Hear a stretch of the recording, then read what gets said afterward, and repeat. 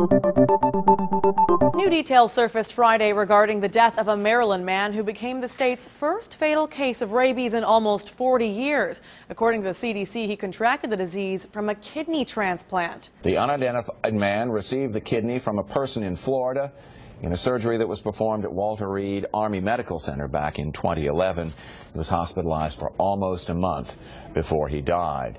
How can something like this happen? Well, it's very rare. Rabies can be passed on through organ transplants, but it hardly ever happens. The man died from inflammation of the brain, and it's unknown how the donor got the infection. However, it's believed 3 people in other states received organs from that same donor. State health officials aren't giving many details about the person who died, citing privacy concerns, but they do say this case is a shock. I've been hoping I'd get through my entire career and not have this experience. Rabies, if left untreated, is always deadly. In general, fewer than 5 cases of rabies are diagnosed every year in the United States, and the disease travels through saliva. The virus travels up nerves to the brain, a process that takes weeks or months if the entry wound is far from the head, as in the foot.